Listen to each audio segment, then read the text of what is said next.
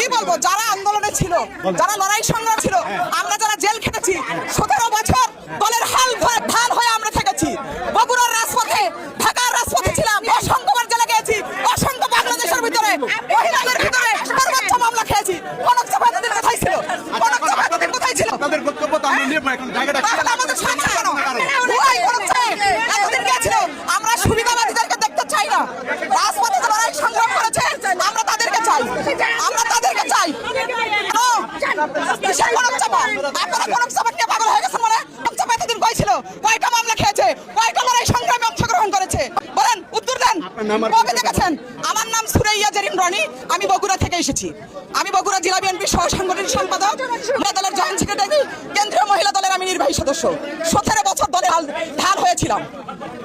কনক চাপাদের মানে আপনারা কনক চাপাকে নিয়ে করতেছেন মানে? খেপছি তো আপনাদের কারণে। কিসের কনক চাপা? কেন আপনারা কনক চাপার জন্য আমাদেরকে সরা দিবেন? এতদিন কই ছিল কনক চাপা? এতদিন কনক চাপা কোথায় ছিল? কোথায় ছিল কনক চাপা? কোথায় ছিল? কয়টা আন্দোলনে অংশগ্রহণ করেছে কনক চাপা? জবাব দেন। আপনারা সাংবাদিক ভাইরা তো জানেন, জবাব দেন, আমরা জবাব চাই। এতদিন আন্দোলনে কই ছিল? আমরা তো দেখিনি।